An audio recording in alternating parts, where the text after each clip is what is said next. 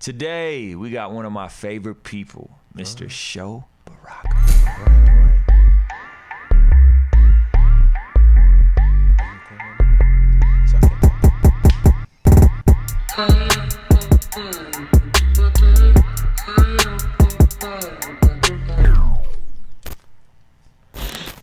Hey, yo, what's going on? It's Ruslan with King'sDreamENT.com. This channel exists to encourage, empower, inspire you to live out God's dream. Gotta send a big shout out to all our Patreon supporters who've been holding down this channel. Thank you so much. This channel exists to help people in pursuit of their God-given walk. And so on that, we cover all kinds of different topics, all kinds of interesting people. And today, we got one of my favorite people. I've known this brother for over 10 years. Man, one of the dopest dudes in the CHH community touched the mic, and he's gone beyond that. And I'm excited for you guys to hear his story. Ladies and gentlemen, Mr. Show Baraka. How you feeling, man? I'm doing good. People have been asking for this interview, by the way. Oh, the 5 people that love me? No, a handful of people. I'll put up stuff like on the YouTube tabs, the community page, and people ask for Show Baraka. Well, God bless those folks, man. And before we get started, I want to say that I really appreciate you. I like you, I love you, and I appreciate what you've You been. like and you love me? Well, I like you. I love you, too. I probably should have said I love you. I love Thanks, you, man. and I love what you do for the community. Thank you, man. Yeah. Thank you. You are underappreciated, my man. I appreciate that. I appreciate because you were one of the early people to start curating with your blog and that podcast early on. We can talk about the new podcast that you're doing. So I feel like you were kind of ahead of your time with a lot of stuff that we've seen happen in CHH. We'll see how much you want to unpack of that. But so I appreciate you, man. I think you've been an influencer from behind the scenes for a long time. Me and you met through DJ Wado. I don't know if you remember that. I do remember. Yep, you know what? I do, because he would do a lot of your mixtape stuff. It's before that. It was before that? This is 2008, 2009. It's before me and DJ Wado ever did anything. Okay. I do remember, like, every time we would go to San Diego, he would just kicking it with you. Yeah. And driving around with you. Yeah. And it'd be me and Official. It'd be you and Official. And we would just hang with you guys. And I'd play my Christian rap subliminal diss tracks. Exactly. Ain't that some artists that are going to be unnamed at this point? Yeah. One joint that was, it was to DNA, not DNA. Was it DNA? No, DNA. Not DNA. What's the joint Jay-Z did with Oh yeah, Auto-Tune. Death of Auto-Tune. Death of Auto-Tune. Yeah. So, yeah. that was like 08, 09. Yeah, okay. That was like 08, 09. I will say this, man, like, I don't think people know that you guys, you know, in particular, were trailblazers as well. Like you probably didn't handle it in a way that you probably should have, but I think you were asking questions and thinking things that a lot of people are now, some folks don't even wrestle with. Like, it's their philosophy and their ideology. Yeah. So, yeah. But it was just such a different time in Christian hip hop. Absolutely. It was so different. You got your start and you went to UNT, right? One of the colleges I went to, yes, University of North Texas. There was a couple colleges. Yeah, I went to Tuskegee first, Tuskegee University. Okay. You're originally from San Bernardino, California, though. I am so, sir. Yes. People don't know that about you. They don't. You be so proud to rep that one when you get around Cali people. I do. Look, I shout it out on my albums. I talk about the Inland Empire. I say IE all the time. I'm not a... You don't shy away from it. So, shout out to Ahmad and, 4th Avenue Jones. But when I was... 4th Avenue Jones, I'm trying to get him on this, by the way. We've been Word. Well, let me tell you a story. So when we was I was like maybe junior high. And Ahmad is... Word on the street is that he's from like Moreno Valley. He's from the Inland Empire. But he claims Los Angeles. He claims South Central. I've never heard this before. And so, apparently... We're going to get him to set the record straight. Yeah, so apparently... he came to perform either in San Bernardino or Moreno Valley, one of those cities, and everybody booed him and like threw his records and like CDs at him because he always claimed Los Angeles, and folks was like, "You from the IE, bro? Like represent the IE." And so from that moment, I realized I gotta rep the IE. I gotta represent where I'm from. Well, the IE is lit now because everybody from LA can't really afford to live in LA because of gentrification. So a lot of cats is moving to LA. Yeah, folks live in the desert now. Like I never knew black folks to live in the desert, and now you talk about Apple Valley, all that. It's just like Yeah. When I was in school, when we would play Apple Valley, Victorville, and all those folks, it would be like a bunch of Negroes versus white people. And you, now you go out there, it's hard to find a white person. You'd be like, where the white folk? So you're originally from San Bernardino, went to Tuskegee University, and then you were at UNC. Yeah. And those were the formative years, I guess, of 116 and Reach Records. What was that like that early on? Because I ended up doing a show at UNT like a decade later or something crazy. And it didn't seem like there was really anything happening, but it seemed like y'all really came out of that and built like a cool brotherhood. We had a very unique, so it's funny you're wearing a shirt, Outlier. When you read the book Outlier, one of the things that you learn is that there's this nexus of hard work and opportunity and kind of like providence, right? Yeah. And for us, there were these individuals like myself, Lecrae, Tadashi, who were students there, who were gifted in some form of like musical expression, right. And there were other folks too, and we were working hard. But the providential thing that happened was Cross Movement had a pretty good relationship with my brother, who my brother led a Bible study at the University of Texas, a school which he graduated years before us, and he was at seminary, and Ambassador was in seminary at Dallas Theological Seminary as well. Whoa, okay. And so he was like, yo, I got these little, I got my brother and his friends. They love Jesus, bro, and they want to rap. Hey. Can you mentor them? Hey. And he was like, dudes, I'll think about it.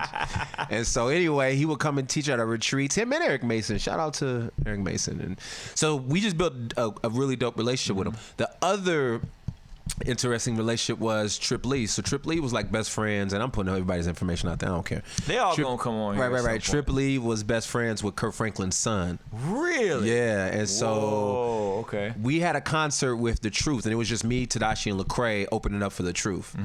And The Truth and Kirk had a really cool relationship. So backstage was, The Truth, Kirk Franklin, and these two young kids, and it would happen to be Trip and Kirk's son. Whoa. And when we performed, Trip was like, I like y'all, man, y'all cool. I like what y'all doing. And so he was like, well, look, man, let's get up. And him and Lecrae just hit it off. And from there, who would have thought that? Kirk, I didn't know that. So now That's you got crazy. Kirk kind of like knowing about us a little bit. Yeah. Truth, is connected to us in a little way. Then you got the Ambassador, and all the, and so there was this natural path towards kind of mentorship and opportunity. That's dope. Yeah. So Lecrae then subsequently ends up putting out Real Talk. Then Tadashi puts out Kingdom People. Then we do a compilation album. Yeah, but Lecrae put out Real Talk on Cross Movement Records. Nah, it was first. Oh no, that was indie. Okay, it was indie first. It was indie. Okay. And then y'all did. And then we did Tadashi, and then we did a compilation album. That was the first time that Was that the one about like the 13 books of the Bible? No. That was just called 116 compilation. Okay. It was just like all the Lecrae was really adamant about trying to get all his homeboys to be on. Like, and once he was like, man, I really want to start a label. I was like, man, I don't really want to, because I was focused on film and television. I studied film and television, so I was like, I'm trying to get these music videos popping. Trying to be Spike Lee out this month. And so eventually, they were like, well, just do 2 songs in this compilation. So I did the 2 songs, and then eventually Trip came around and he signed with the label, did an album, and then comes like the 13 Letters, and then eventually, like 3-4 years later, I was like, all right, I'll do an album, and that was like 2007-8. And there was a record. There was something they did with Cross Movement, which kind of elevated their platform. Right? So before I signed, actually, Lecrae, before his second album, I think by his second album he had signed with Cross Movement. And for those folks who don't know, you need to know Cross Movement. Cross Movement was like they are the fathers of kind of like the very orthodox Christian hip hop movement, if you will. The theologically didactic, Christ-centered Christian hip hop movement. They are they are kind of like the progenitors of that side, and obviously there were people before them, but they were the figureheads. And so, and they also took that, but took it to a level of commerce and industry. Like nobody else before had, and they were, man, and they really were. They were open. They were welcoming to us, and what they did is they signed a deal with Lecrae, and so I think his second album, and y'all can do the research. I think his second album was with the label, but he also after the music stops. Yeah, after Music Stop was with Cross Movement, and he also picked up Real Talk as well. Okay. So they re-released Real Talk. Okay. But everybody else was still with Reach. But this is what really benefited though. He started touring. Like they start touring with Reach Records. He would open up with Reach. Well, Cross Movement Records, you mean? I mean, yeah, he started touring with Cross Movement, and then other artists from Reach start touring with Cross Movement, and that kind of opened up the opportunity. Something crazy. So then they're building Reach. You finally give in. You do the record with them. What was that first record called? I don't remember. Stop disrespecting me. Stop disrespecting me. I was really into lines like Lions and Liars. Lions and Liars. I was into that. Yeah, Turn My Life Up was the first one. Turn My Life Up. That's what it was. Turn My Life Up was the first one. Yeah. And that record really, I was with What Up RG earlier, and he was like, Baraka was the first Reach artist that I listened to. He was like, let's go. I heard. He's a good dude. I like him. He's a good kid. We met the other day, like just bumped into each other, and he was like, "Man, I'm really nervous talking to you." I was like, "What? Really?" It was just, I don't know. I don't see myself like that. But he's Turn My Life Up. I remember the artwork being dope on that. I remember like that just was that was a dope joint. Yeah. And so. So boom. So you guys are smart, and by default, it sounded like everybody in that community kind of took some of that cross movement methodology, absolutely, in terms of being very Christocentric, and applied it to what you guys were doing. But you guys were different aesthetically. It was wider. It was more commercial. Right. I was even different aesthetically from them. So most of those guys were influenced at that time by like Little John, and then that kind of mutated to like Lil Wayne. But I've always kind of been influenced by like Midwest soul, East Coast, a little bit of West Coast.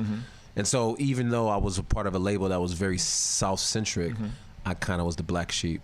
Well, the cool part was, that's one way to look at it, but you were always kind of like your own person. Right. And I didn't feel like I was a black sheep. I'm not saying I felt like a black sheep. I'm just saying like sonically, like there would be, so that's probably why What Up RG made that statement. He's like, oh yeah, I kind of listened to him, because there were some folks who like, I love Lecrae Trip Tadashi. I don't know what this other dude, this show Barak, what's his name? I don't like that kind of sound. Yeah. And it's, so you can kind of tell sometimes. It's around the time of Barack Obama was. Yeah, right. Folks would be like, yo, you named after Barack. Why would you do that to yourself? I'm like, no. Why would you do that? That's my name, sucker.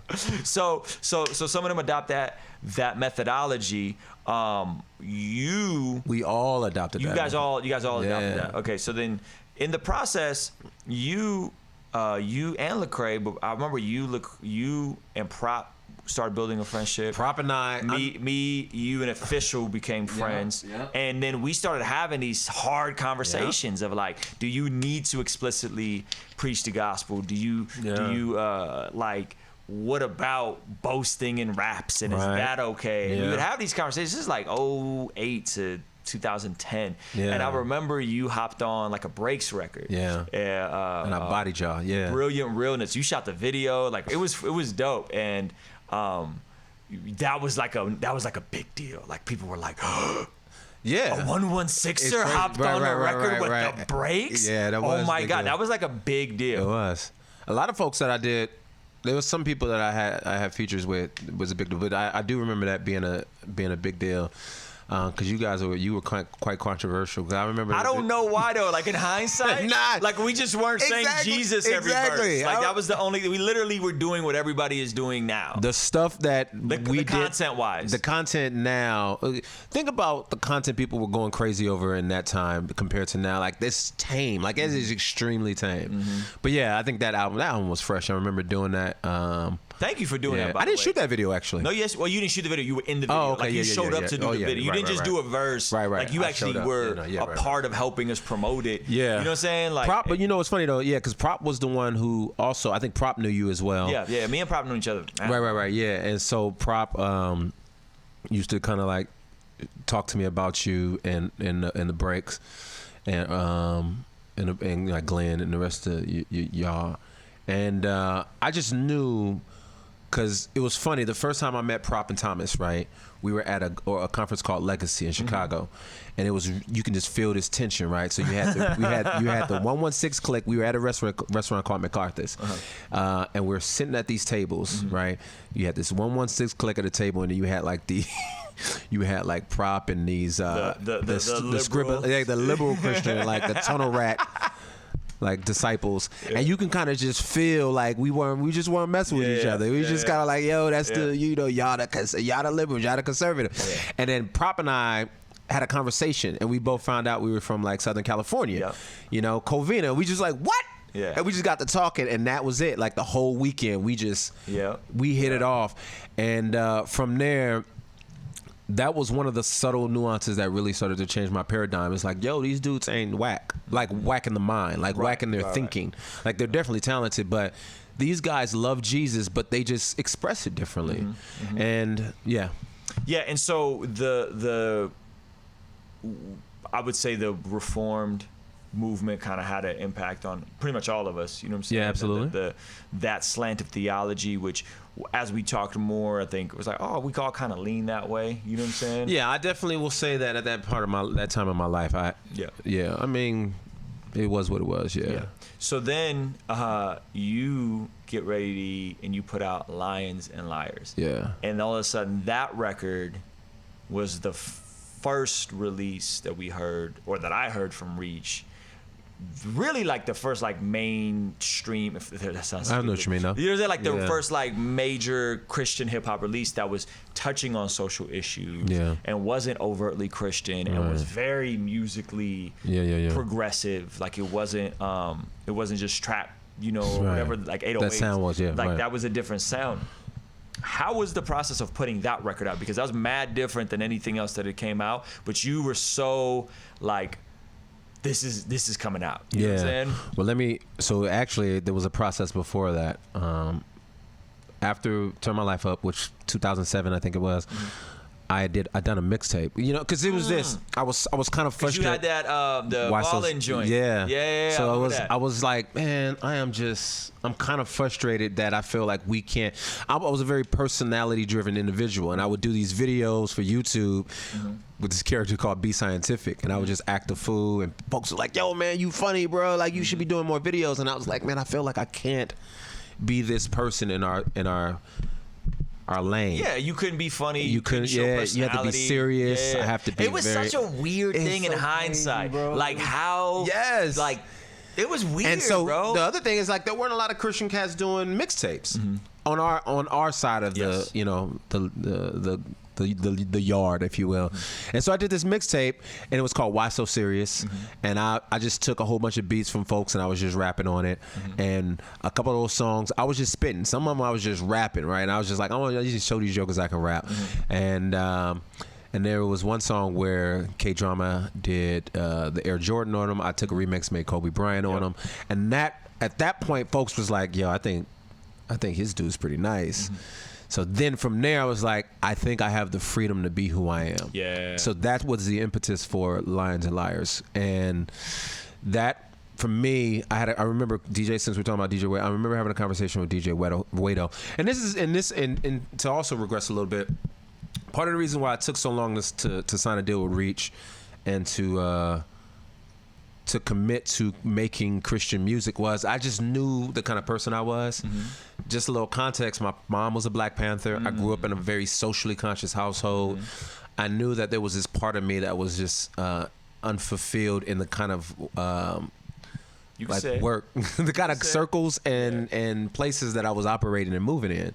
In the sense of the Christian audience. Right. The white evangelical spaces, right. Yeah. And so at one point, I remember right before Lions and Liars released, and while I was working, I was talking to DJ Wedo. I was like, yo, man, I think I said some tense amount of, if this album doesn't create the kind of impact that I want, I think I'm done. I think I'm just done with Christian hip hop, because I just don't know if I'm enjoying all of this.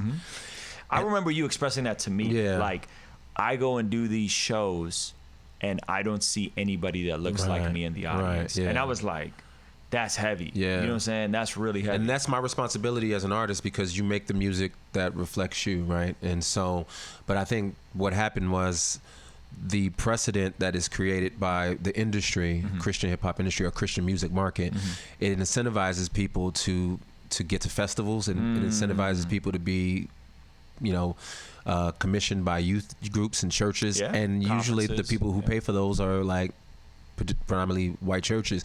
Now you have Black churches who do it, but they usually get gospel artists, like, Let me ask you a question. All right. I think this is what I think. All right. I think Christian hip hop, specifically that window of time, not any one person, but as a whole, like the zeitgeist, like the mentality. Yeah.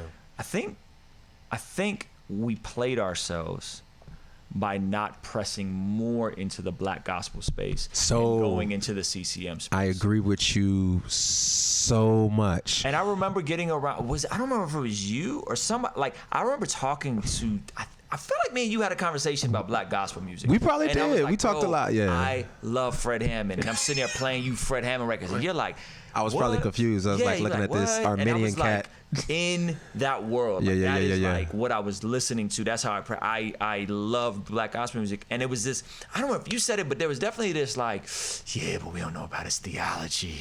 You know what I'm saying? Like that was the temperament. I probably said some stupid like that. and in hindsight, I feel like we were at this crossroads that like, boom, you guys are opening up for Kirk. You know what I'm saying? Like we're at this crossroads that like Fred Hammond was in Dallas where we could have went black gospel market and just pressed into that world, which down the road the socially conscious message would have been embraced. But instead the bag came from the CCM, Reformed and Restless, and we went left when we could have went right. And maybe Christian hip hop wouldn't have gotten as big, but at least I feel like there would have been more, maybe not freedom, but acceptance. And I'm gonna tell you what else there would have been. So I hate that I'm doing this because, all right, so just a little, I'm writing a book.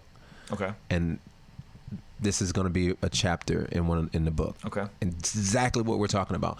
And I'm not going to spill the thesis too much. So exclusive. Not only so that, Baraka. so not only would we have been, I'll push back a little bit. I don't, black churches, though they're more inept in the social justice conversation, they're not fully evolved into, to wholly embracing it. There's some issues at the black church as well. Embracing social justice or embracing hip hop? No, well, both. Embracing hip hop, also embracing justice in the way that I think that a lot of the conversation is being had today. Okay, right. Fair enough. Because they're fairly still conservative. Most of your black churches are still fairly conservative. There's a lot that, depending on, this is the thing about black churches. I think we often have them. We look as a monolith. There are different types of black churches. Yeah, you're right. So that was very broad strokes, macro right. observation. You're but totally right. There are a lot of black churches that are extremely conservative, and so they'll definitely talk about abortion. Right? They're like, yeah, we're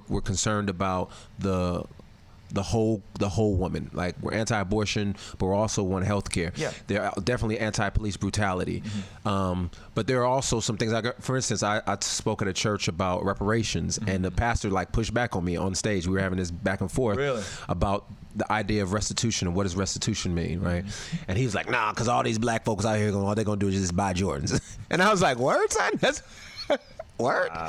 So anyway, there are some issues that they overcome. However, so just to go to this point that I not only do I think we would have kind of had a different I can't remember what you said there. Different trajectory. A different trajectory. Yeah.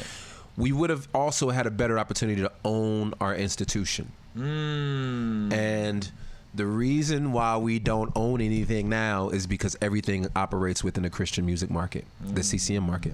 So we don't have touring. We don't own distribution. We don't have, publicists, right? We don't, but guess what? Guess who does have all those things? Gospel music. Gospel music has their own radio stations. They have their own distro. They have everything. That's a fact. And so this is some of the stuff I'm gonna be writing about in my book. So don't be stealing my stuff. Son. So you come out with Lions and Liars. I love that record. How well did that record do well? It did do well. It did do well. Yeah, especially this is when people still bought CDs and downloaded albums. So that was. I think that was like a golden era commercially for music, for independent music. Is that like 2010 to 2015 window, right. where if you put out music and you were halfway good, and you was halfway visible, you could come out and sell a couple thousand records. Like we were selling a couple thousand records. Absolutely. You know what I'm saying? And then I know you guys were probably doing tens of thousands of records. I won't say the exact number, but it definitely that was the album that allowed me to be full-time music. Okay. Yeah. So before I was my wife needed to work. And this album was the album that allowed me to be full-time. But the other thing about that album that I really think hit hard was, as you probably remember, the song We Could Be More. and We Could Be More. Yeah, that was hard. Was not only just a good song, it was a song that played both on secular spaces and Christian spaces. Okay. And so, and it was also a song that a lot of people had, some people had problems with because I didn't talk about Jesus or God in the album. It was a love song, right? And it was like, I wrote it to be a wedding song. Like, I want people to dance at the weddings to this joint, right?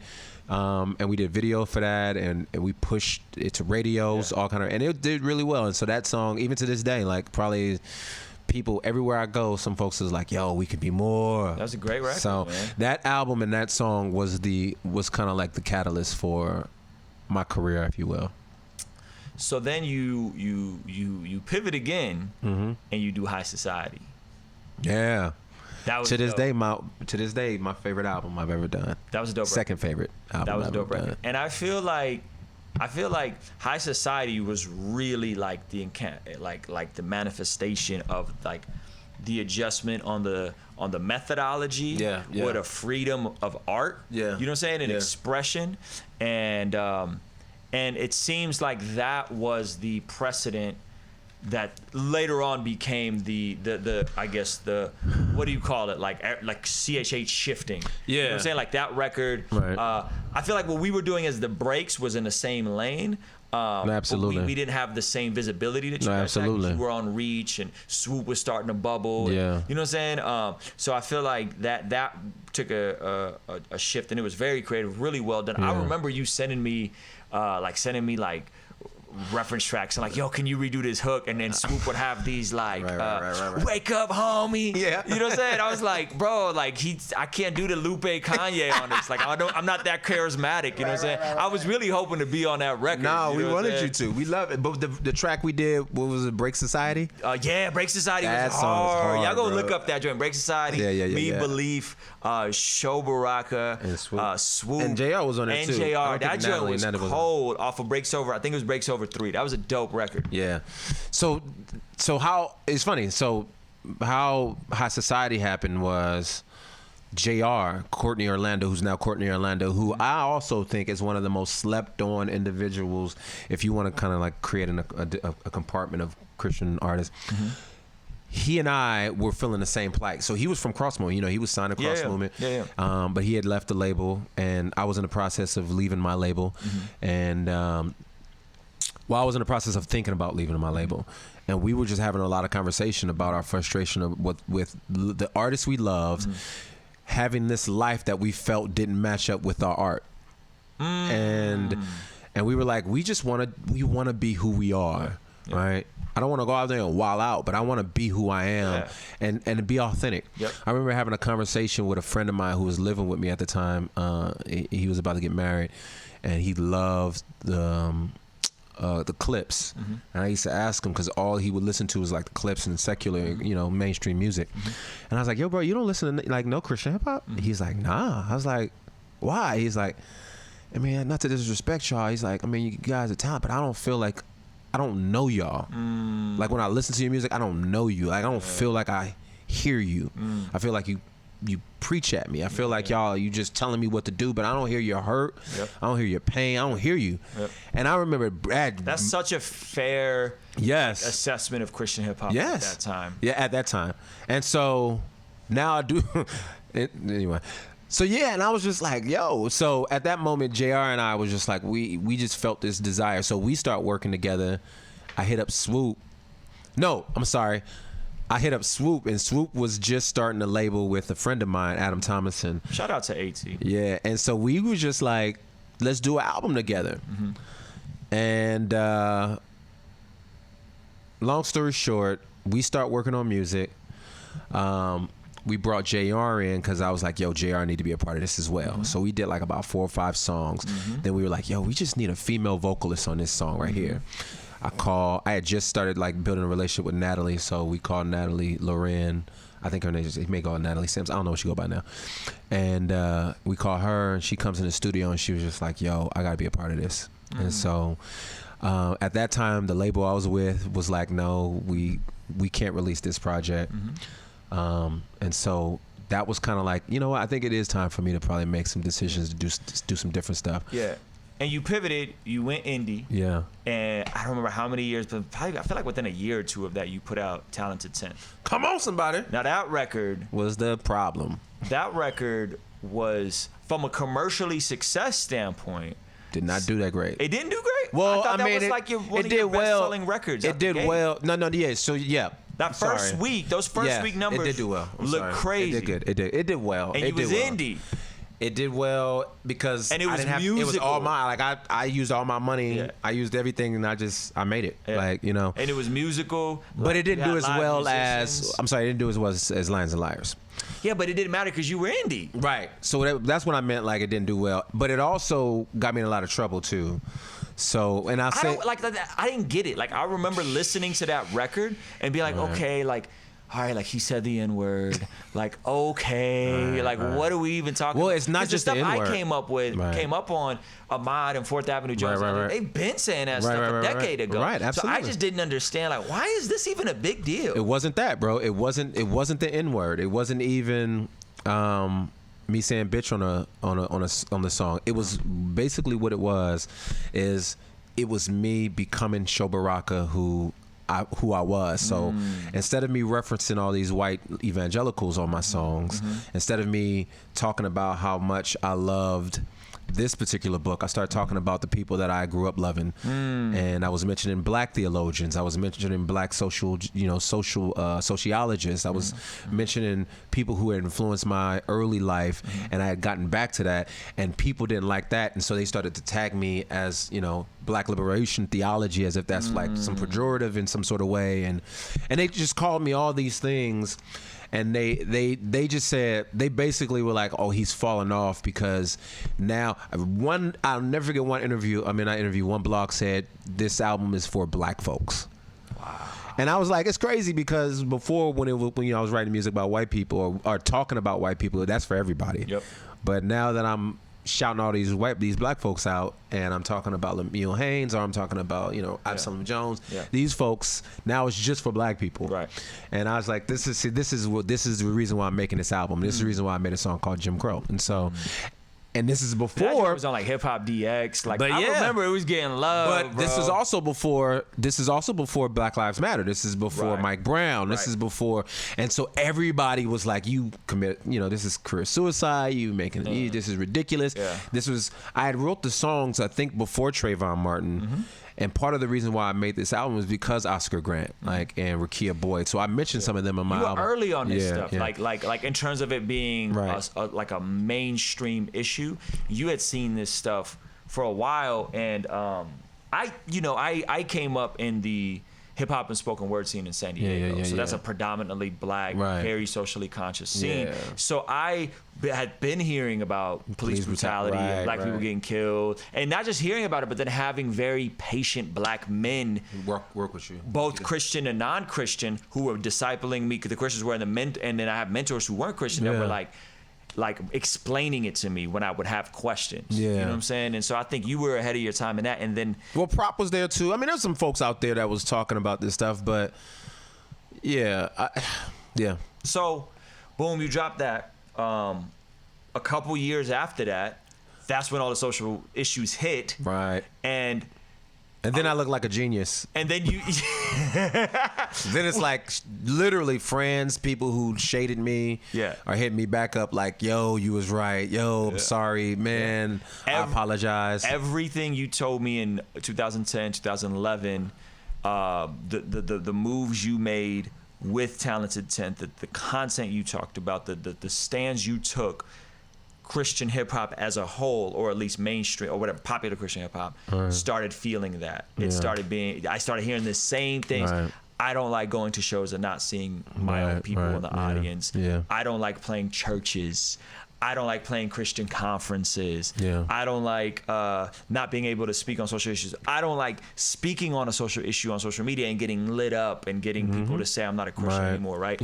It was like, it just hit the fan to the place of like 2015, 2016. You know what I'm saying? And if it was like, you kind of skated off into the sunset, unaffected. Well, I had lost a lot of. Well, the point is like the people who were like the people who would attack and be antagonizing to those artists that you're talking about had left me already. They had already written me off, so I didn't have to worry about it anymore. So now the people who are see what happened for me, and I'll be real quick, is that after Talented 10th, so for like a good 2-3 year period, I hit pretty like rock bottom because all my concerts started drying up, and because I knew what I was getting into, but what would happen is maybe I wasn't doing concerts for churches and festivals anymore, but what I was doing was getting colleges and speaking engagements, and I would get invited to maybe some more liberal spaces. I would get invited to the more black churches, and so I became more of a speaker now, right?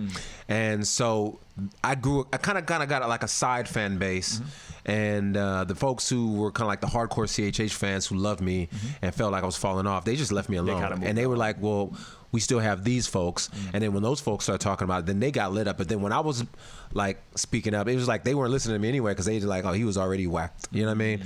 But then it gets to the point where you're not liberal enough for some people too, right? So then there's this so I was in this interesting place where, like you said, I'm swerving and I'm in this space where I have a tribe now, if you will. Yeah, and then you ended up doing a record with Humble Beast. I did not see that coming. Like that was strange. So how did that happen? That was they asked me to speak. For like 2 years I had been working on a project with a friend, Jamie Portier, and we were going to release a project called Louis Portier, and it was going to be just him and I because he had produced most of the music on Talented 10th. He had produced stuff on a song on High Society, and we were just content on just being like this band, this live band. That I remember you were really pushing the live band thing. And so Humble Beast heard some of the music that I was making, and they were like, "Yo, do y'all want to produce an album with us?" And I was like, "Well, it just depends, man." Blah blah blah blah blah. Long story short, it made sense, and end up instead of it being a Louis Portier album, it just became a Show Baraka album, and we just added more songs, and those relationships that kind of were foundational from the time that we were talking about at that Legacy conference just continued, and I think Thomas Braille and Prop and those guys saw the value of my work and my voice, and they were like, "Man, the world needs you, and we would love for you to." That's so dope that all came full circle from that Legacy conference. Right, you know what I'm saying? And so recently, you're currently still a voice for social justice issues. You did your Lions and Liars podcast, but then you did that subsequently kind of fizzled out, or what happened? Well, it kind of evolved into like Fourth District, the website Fourth District, which I kind of started doing a podcast called Off the Record, which I don't do that anymore, but there are other podcasts on that particular site. So that podcast, Lions and Liars, from like 2009, 2007, I don't know, it was a long time ago, evolved into partnering with some folks to start a website called Fourth District. Fourth District. Right. And now you have a new podcast. Y'all laid down a bunch of episodes. We haven't released it yet. You haven't released anything, but tell me about that podcast. When is it? It's going to be called It Is Written, and it's supposed to drop September 3rd is the first episode. Okay. And we've recorded 9 episodes so far, and it's a podcast about literary fiction and writing. And so we're interviewing writers of different genre, different vocations, and we're talking about books that we love. I love novels. Yeah. And that's one thing some people don't probably know about me is I love reading fiction. I love novels, and the guy who's with me loves reading. And so we're interviewing authors. We're interviewing professors. Reading or like listening on Audible? Because I don't like reading. I read and I listen. I'll do it all. I read, I listen, hardback, paperback. One of the questions, so we have this one of the questions we ask all our people is like, hardback, paperback, full format, and so it's I gotta turn my Audible back on. I like to listen. A book got to be really good for me. Low key, I'm about to write. I'm low key in the future. I'm probably gonna write fiction. Okay, so that's coming September 2nd, 3rd. So we're gonna link that up in the description below, and exclusive. You just signed a book deal. I did. Yeah, man. Can you talk about that? Give me any I told you that I'm not even supposed to. A book, but like I'm not even supposed to. I wasn't supposed that. One of the chapters is on. So it's. I'll just say this. Concept of the book. I won't, but I'll just say this. It's. I think it's all of who I am. It's the ethos of who Show Baraka is. Okay. In book format, I think I'll just say that. That's dope. Yeah. I love the fact that in a space and in a time where people have this disgusting sentiment, or in my opinion, disgusting sentiment, to tell people or to imply people should stay in their lane. And that you've always been like, F that. Like, I'm gonna do me. Yeah. And if I wanna do music, I'm gonna do music. If I wanna speak, I'm gonna speak. Right. If I'm gonna write books, if I'm gonna do a podcast, you know what I'm saying? Yeah, absolutely. Like, I've always appreciated that about you, and I think more people need to have that mentality. There's a lot of people watching this right now who they're just so married to the idea that they have to be rappers. Right. You know what I'm saying? Yeah. What would you say to them, to the person that's sitting there, they're like, I gotta be a rapper, I gotta be a rapper, I gotta be a rapper, and maybe it's just not clicking. Maybe it's not, when you said earlier about the outliers, right? The providence and the timing and things just aren't clicking for them. Like, what advice would you give for that person? Well, you know, it's funny you say that. I don't know. I think I'm not saying you're wrong, but I'll answer the question. I will say that I do think this is a time where people are recognizing that rappers or artists have to be more than just rappers. Right. Because you don't make music, you don't make money off of sales. So your brand is your thing. And so people are trying to figure out, how do I monopolize on who I am? Exactly. And so I just think some of us discovered that a little bit earlier, only because of the nature of who we are, right? The kind of like the nexus of all these things of who we are, and I just knew I just couldn't be limited because I loved film and television. So I wanted to act, I wanted to make film. I also thought I had a gift in rapping, but I've always loved writing. So and then, like I said, I grew up in a household where, you know, who I was and blackness was of importance. So there's just this communication of justice and issues. So what I would say is this: very few people can make a living off of music, and it'll be very wise of you, prudent of you, to figure out who am I, and not to say that I need to give up on a dream and an aspiration, but what are all the things that I do, and what are all the things that I'm gifted at and I can be great in. And I would say, just create a plan, man, and think through trajectory on how to get there. Who's a person that you admire, or who are some people that you think, I see that person, I want to be that person. Study their life and say, how did they get there? Maybe I need to figure out how to follow those paths to that same, same trajectory. Before we wrap up, I love this about you, and me and you have had this in common for a long time. Is I love the fact that the local church has always played a big role in what you do. You know what I'm saying? From the reason y'all came to Atlanta was to plant Blueprint Church, and I think you go to a different church now. Yeah. But just talk about that, because that's I think that's also a missing variable from a lot of creatives. Is they're very like, church is an option, giving is an option, being in community is an option, and then they wonder why they're depressed. They wonder why, you know what I'm saying? Like, and it's like one of these things that for me and you has always been so essential. In this new generation, kind of seems optional. Talk about like the importance that the local church has always played in your walk. Is paramount in the sense that I recognize how flawed I am, and I think you first have to understand that. Like, and I think part of the problem is when you remove shame from a culture, and I think our culture is trying to remove this idea of like shame. Now, I do think you can shame people in a bad way, but when we remove shame, then there's nothing like to feel conviction about. And so, what's happening is that. I know who I am. Like, I know I'm flawed, and I know my shortcomings. And so because of that, I know that I need help in various ways. I need my personal relationship. I need people to be communal with me. I need to hold my work accountable to like my God and the community in which I serve. And so that just doesn't happen by having yes men, or just that happens because you trust your life and your work to people who can give a 360 of you and who you are. But then the other issue is that I also understand that churches are flawed, and I think I have a high view of commitment. And when you live in a society that has a very low view of commitment, where we just believe everything just because I don't like this job, I'm going to another job. I don't like this relationship, I'm going to another relationship. When people have a low view of commitment, then you stick to nothing. And the church is flawed, and oftentimes artists don't find usefulness in the church because they think it's about them. They don't think about, how do I come and serve and love and be a part of something? They think, how does this church serve me? And vice versa. The church oftentimes looks at an artist and say, how can I pimp this artist out for attendance. And I think what needs to happen is that both the church and artists need to figure out how to align themselves for the best interest of the kingdom. That's good. And until that happens, you're going to find people who have a very low view of community. Was planting a church one of those things that, I guess, propelled you to a deeper maturity in your faith? That and the fact that my brother was a pastor. And so by default, I had a sense of commitment to him and loyalty to him. And being just by sheer proximity, it matured me because I saw the pain, I saw the anguish, and I saw all the stress that he was going through. And when you love somebody, you take on those pain.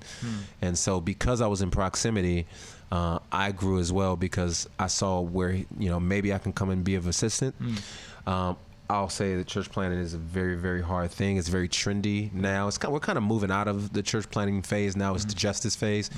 But if you're going to plant churches, I think you need to really count the cost. I think we actually need to plant less churches, but it's a lot like church renovation happening right now. Yeah, right. Yeah. But they're like rebirthing older churches with younger pastors and younger elder boards and stuff like that. But it definitely helped me out, and it's tough stuff. It's definitely not easy stuff. Yeah, I'll probably won't ever do it again. Is there new music coming? Maybe. You can't. Singles. I'm gonna get you on one of my records. This is overdue for me and you to do a record. It's been too long. I got a lot of this stuff. Let me tell you about one of the things I'm doing. I got a musical that that's been in production. Right. Tell me about that. For 2 years now. We are you're Tyler Perry. We finna take over not that Hollywood. Type of not that. Respect to Tyler. Not wearing a dress. Absolutely not. Hey Tyler, if you want to hire me for something, I'm down, but it's definitely not Tyler Perry. It's not Chitlin Circuit type stuff. It's more like Broadway type of stuff. Really? Yeah, it's so it's sophisticated. So we have people who from New York, people from all over who are helping us in development. It's based on the 1968 sanitation worker strike in Memphis that led to Martin Luther King's death. A lot of people know that Martin Luther King died in Memphis, but they don't know why. And this is the story about the people he was there to serve, the sanitation workers. And so I never thought about why was he working. Yeah, nobody really does. Nobody does. It's a story that's really relatable today. It's about economics. It's about race. It's about dignity. And we've done the show like 5 or 6 times. But y'all have already done this joint. We performed it, and we're still, but it's still in development. So like in plays, you can perform and develop as you're going. Right. And so we've it's a musical. I'm sorry. So we've developed and we're in the process of continuing to tweak it and work it out. But it's amazing. When does that go? Like when? Because I'm like, I just want to fly in and see it because it's play like that's so fly to me. Like when is that? It's the next. I don't know. We don't next. In 2019, 2020, we have some dates. Is it gonna be local to Atlanta or is it gonna be all over? We performed it in Memphis, North Carolina, Nashville. Are you acting it or are you just directing it? Well, I wrote. I'm one of the writers. I am one of the producers, and I'm one of the actors as well. Dang, man. Yeah, so it's dope, you bro. can't stay in your lane, huh? Bro, I can't, bro. I don't know what that means. The freeway is my lane. That's actually really inspirational, bro. No, man. Because I think we all have these different things that like I think about like, man, I'd love to do like some acting stuff someday. Well, do it. And it's like, just do it. Like you just doing it. You can fail and then you be like, yo, I tried. Yeah. I've always, man, I never, it's funny. I look at like, for instance, I look at like Belief, right? Mm-hmm. And that just blesses my heart to see what he's doing. Like, he is a dude who's building a whole nother platform outside of being a dope artist, right? I think we need more examples of that because hip hop, I'm not even just talking about Christian, I'm talking about hip hop in general, has not done a good job of showing young men and women that you can have a career outside, like after you age. Yeah. Like, because we're going to age out of being relevant to 18, 20, 25-year-olds. Sure. Although I still think there should be a strong market for the 40, the late 30 to 40 and 50 year olds because we still love hip hop, right? Yep. So we should still feel like, yo, tour, do your music. However, there's careers after this, and one of the things I think we should start doing is writing more. Like just imagine if Nas wrote novels, bro. The pen, like his pen game is so nice, right? Yeah. So anyway, I'm never thought ranting. about it like that. Yeah. I think of literary writing as its own thing, but I am going to be putting together some like ebooks, and that'll be e-courses. Yeah, do that. Because I'm a horrible writer. Yeah. But I can punch out ideas really well, and I can tell stories. So my wife helps me like clean stuff up. You know Let me tell you, a lot of people are terrible writers, and that's why you have editors. You know what I mean? But you get better as you write, as you have editors. So yeah, I just think this is something that I've always kind of felt like this was all of who I am. Yeah. So this is not like something I'm just trying. This is like this is who I am. Any other like final thoughts, closing remarks, anything else we need to know about? Nah, man, just support Ruslan. He's dope. Thanks, man. Yeah, Ladies and bro. gentlemen, that is Show Baraka. Make sure you're following him. We're gonna link his socials down below. Podcast coming. If some of this will air after September 2nd, that'll be in the description. Leave a comment. Let us know your thoughts. Like, was this encouraging? Was this something that inspired you to maybe not be so binary about one or two things you could be doing, but seeing that there's a whole world of other possibilities that can empower you to walk in your dream and your purpose? Thank you so much for watching this. We appreciate you.